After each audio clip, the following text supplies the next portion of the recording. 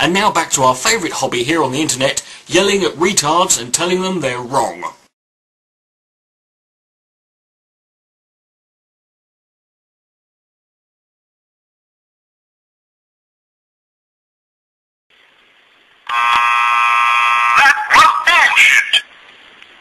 Try your best to hold yourself together during this video, okay, pal? A top official from Tokyo Electric Power Company has rejected a statement by Prime Minister Shinzo Abe that the radioactive water leaks at the Fukushima power plant are under control. Kazuhiko Yamashita was speaking at a hearing on the disabled nuclear plant. The meeting was organized by the opposition Democratic Party, with officials from the government and Tepco taking part. Yamashita was asked what he thought about Abe's speech last Saturday at a general meeting of the International Olympic Committee. Abe said the situation at Fukushima was under control. Yamashita said he believes the situation is not under control. He apologized for the leaks. He said what's happening now goes beyond Tepco's predictions. Democratic Party Secretary General Akihiro Ohata says the Prime Minister should be held accountable. Prime Minister Abe should fully explain to the people of Fukushima and Japan the reasons behind his declaration that the situation at Fukushima Daiichi is under control. He has to follow through on his promise. DPJ President Banri Kaiyeda said the fact that a Tepco official has acknowledged that the situation is not under control means a lot. He says it contradicts what Abe promised at the IOC meeting. Kaiyeda said he would call on all opposition parties to cooperate so that they can bring up the subject at an extraordinary session of the Diet. Chief Cabinet Secretary Yoshihide Suga said what the Tepco official meant to say was that there were some individual leaks at Fukushima. Suga said he doesn't think the situation differs from what the Prime Minister described at the IOC meeting. A senior official from the company which operates the stricken nuclear power plant at Fukushima in Japan has admitted that the situation there is not under control. However, within hours, Tepco released a statement saying the official meant to say something different. Who's your daddy? His comments came in response to an opposition MP at a meeting with the party. The politician asked whether the company considered the situation at the plant to be under control. "I'm sorry, but no, we don't," came the reply. In its subsequent statements, Tepco said what the official meant to say was that there were continuous problems with storage tanks, and when radioactive water leaked out, it remained in front of the plant. You have your colander in the sink, and just slowly pour your water into it with all your ziti. All this comes as Prime Minister Shinzo Abe and his government try to reassure the world at large that the facility is under control. What do you want?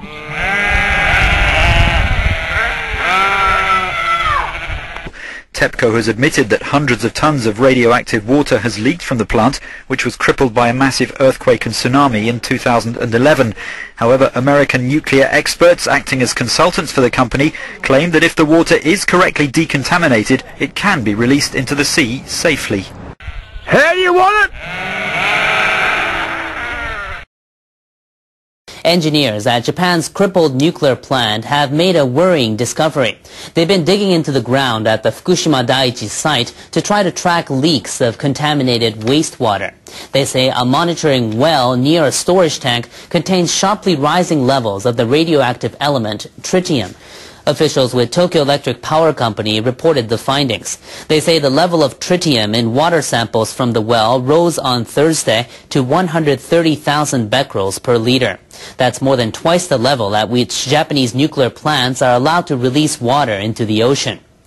A storage tank leaked more than 300 tons of highly radioactive water last month. That water probably seeped into the soil. Engineers dug the monitoring well 20 meters from the tank and started taking samples of groundwater.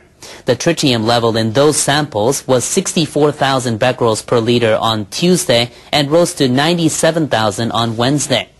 Company officials say they suspect the water leak last month caused the increase, but can't be certain. They're also trying to figure out whether past leaks from pipes had any effect.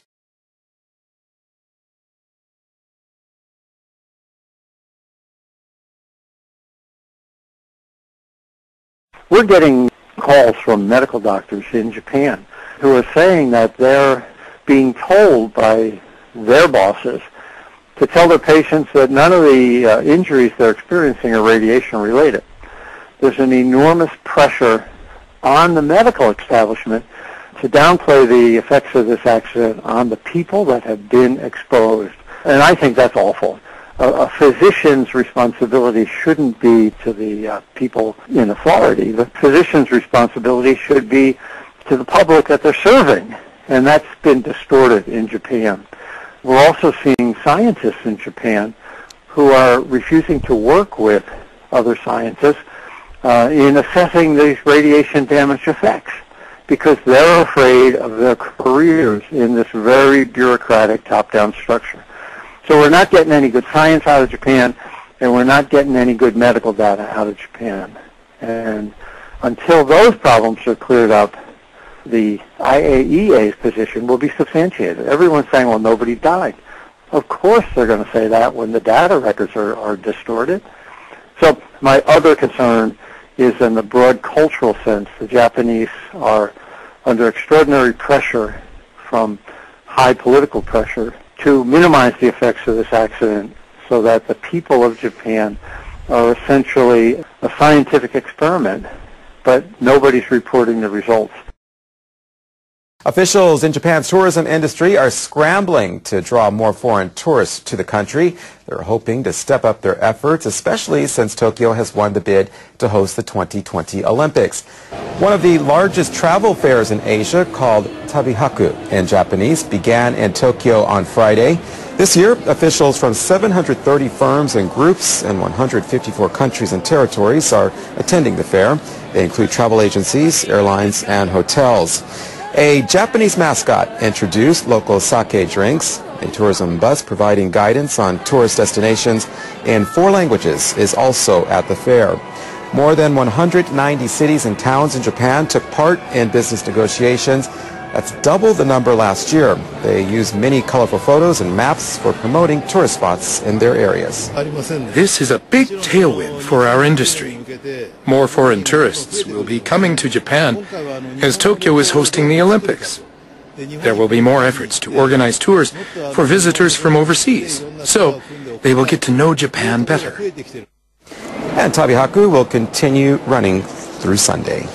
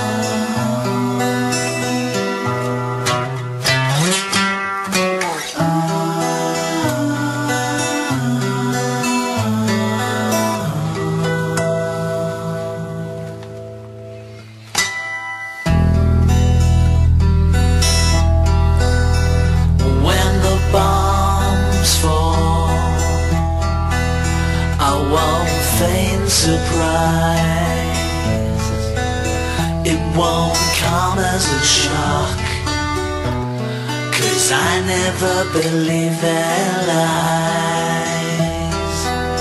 When the bombs fall, then they could fall any time. They're gonna end it all for a third of mankind.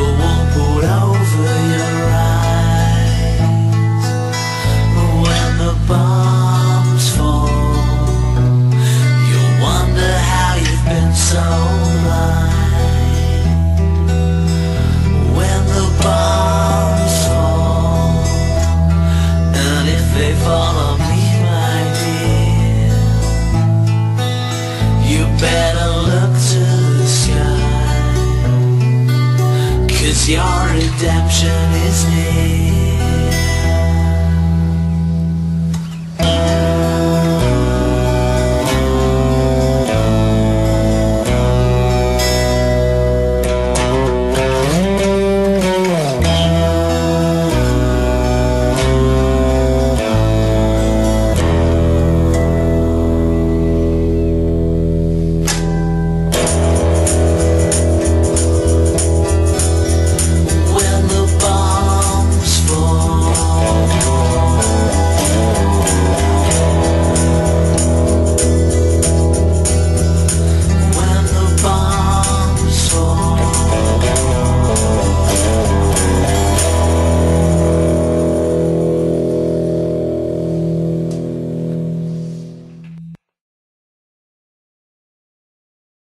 Time now for latest in business news. The Japanese Prime Minister has a big decision to make whether or not to raise the consumption tax. Yoshida joins us from the business desk with more on that. Good morning. So what are the pros and cons of the hike? Well, Catherine, the pro is that the government will have more income. The negative, the concern is that that's going to weigh down consumer spending, which of course would defeat the purpose of a tax hike. But it looks like the positives are outweighing the negatives. Prime Minister Shinzo Abe is expected to decide on October 1st to raise the consumption tax. But before making a final decision, he will look into economic data and a stimulus package to make sure the tax hike will not dampen economic growth. Abe had instructed cabinet ministers to come up with the economic package by the end of this month. It's aimed at offsetting the impact of a tax hike. The package is expected to be worth at least $50 billion. Abe and Economic Revitalization Minister Akira Amari are calling for public works projects, tax reductions for capital investment, and corporate tax cuts to be included in the package. But Finance Minister Taro Aso is cautious about cutting corporate taxes. Here's the Finance Minister, Taro Aso. Remember, everybody's an Aso. Who can forget Taro Aso? The biggest Aso in Japan. Who can forget him? He's the finance minister, right? Yes. What an Aso that Aso is. Well, he's in this headline. Let elderly people, quote, hurry up and die, says Japanese minister. Taro Aso says he would refuse end-of-life care and would feel bad knowing treatment was paid for by the government. So he was doing the rounds selling people on this new budget they have for the new government. Heaven forbid, he said, if you were forced to live on when you want to die, I would wake up feeling increasingly bad knowing the treatment was all being paid for by the government. The problem won't be solved unless you let them hurry up and die. That's right, Mrs. Watanabe. Some fella, finance minister in Japan named Aso, wants you to kill yourself for the benefit of his paper-pushing bankster buddies down there at the Bank of Japan. He says it could result in a decrease in tax revenue and hinder fiscal rehabilitation. The first phase of the sales tax hike is scheduled next April. The tax will go up to 8%, and that's up from the current 5%. Iran's President Hassan Rouhani has defended his country's nuclear program. In a meeting with Chinese leader Xi Jinping, Rouhani said the program is for peaceful purposes and that his country is ready to accept nuclear inspectors. The meeting between the two leaders in the Kyrgyzstan capital Bishkek was the first since Rouhani's recent inauguration. It came on the sidelines of a meeting of the Shanghai Cooperation Organization. She said Iran's nuclear program is a vital issue concerning Iran's interests, regional peace and stability. He urged both Iran and Western countries to focus on advancing dialogue. Rouhani said his country is willing to accept monitors from the International Atomic Energy Agency to dispel concerns of the international community. The two leaders also discussed the situation in Syria. They agreed to seek a diplomatic solution to the issue. Both countries are opposed to a U.S.-led plan to launch military strikes on Syria. You are merely a few minutes older, but infinitely more knowledgeable than before.